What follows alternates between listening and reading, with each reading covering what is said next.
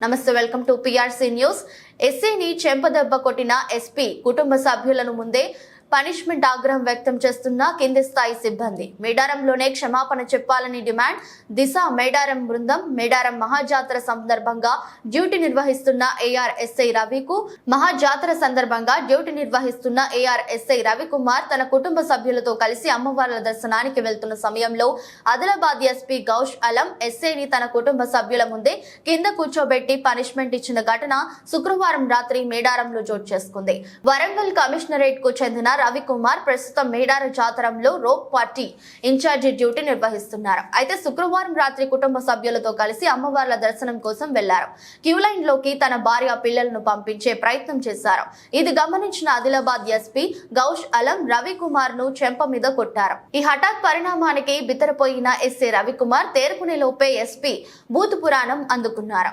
అది చూసిన ఎస్ఐ కుటుంబ సభ్యులు కన్నీటి పర్యంతమయ్యారు. అంతటితో ఆగని ఎస్పీ కుటుంబ సభ్యుల ముందే ఎస్ఐ రవికుమార్ ను పనిష్మెంట్ గా కింద కూర్చోబెట్టారు. ఈ ఘటనను చూసి తోటి సిబ్బంది నిరసన తెలిపే ప్రయత్నం చేయగా ఉన్నతాధికారులు శాంతింపజేశారు.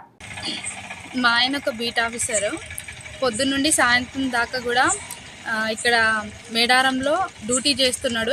ఎండలో నాకు హెల్త్ బాగాలేదు, నన్ను ఒక్కదాన్నే విఐపి దాంట్లో తీసుకువెళ్ళమని అంటే తీసుకువెళ్ళిండు. అసలు అక్కడ ఎవ్వరు రానివ్వలేదు లోపలికి. బాగా అక్కడ ఉన్న కానిస్టేబుల్ని బాగా రిక్వెస్ట్ చేసి హెల్త్ బాగాలేదని రిక్వెస్ట్ చేసి తీసుకెళ్ళిండు. ఆయన పంపించిండు మమ్మల్ని. కొద్దిగా లోపలికి వెళ్ళగానే అక్కడ ఒక ఐపీఎస్ వచ్చి మా హస్బెండ్ది గల్ల పట్టుకొని ఒక దొంగని, ఒక నేరస్తుని, ఒక ఏదైనా మర్డర్ చేస్తే ఒక మనిషిని మనం ఎట్లా లాక్కపోతారో అంత దారుణంగా లాక్కొని పోయి మా సార్ది పాస్ తీసుకొని ఆయన గల్ల పట్టుకొని లాక్కొని పోయి కూర్చోబెట్టుకున్నాడు. అక్కడ నేను బతిలాడి, సార్ ప్లీజ్ సార్ కానీ ఒక బెగ్గర్ లాగా అడుక్కున్నాను. ఆయన కాళ్ళు కూడా పట్టుకున్నాను, ప్లీజ్ సార్ మమ్మల్ని వదిలేయండి సార్ అని. అయినా కూడా అసలు మమ్మల్ని వదిలేయలేదు. బాగా నీచంగా మాట్లాడిండు.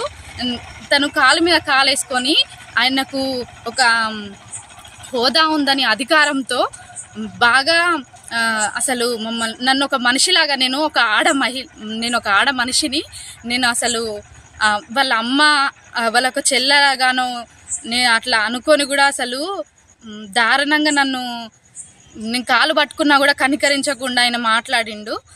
నాకు చాలా బాధ అనిపించింది. మా హస్బెండ్ లాంటి వాళ్ళు ఎంతోమంది ఇక్కడ పొద్దున్నుండి సాయంత్రం వరకు కష్టపడి వాళ్ళు ఒర్రుకుంటా మామూలు జనాలతోటి అరుసుకుంటా డ్యూటీలు చేస్తారు. అట్లీస్ట్ వాళ్ళ ఒక్క వైఫ్కి నేను 10 మందిని తీసుకొని రాలేదు. మా హస్బెండ్ ఎవరిని, నేను ఒక్కదాన్ని, అది కూడా నాకు హెల్త్ సరిగ్గా బాగాలేదు, తీసుకెళ్తే అంత దారుణంగా చేసిండ్రు మమ్మల్ని. ఇంకా లైఫ్లో అసలు మేడారం మొహం అనేది చూడకుండా చేసిండ్రు. నాకు చాలా బాధ అనిపించింది. గౌసలేం అనే ఆఫీసర్ అక్కడ మేము అసలు ఒక వెహికల్ కానీ ఎలాంటివి తీసుకుపోలేదు. ఓన్లీ నడుచుకుంటా వాళ్ళని బతిమలాడుకొని వెళ్ళినాము.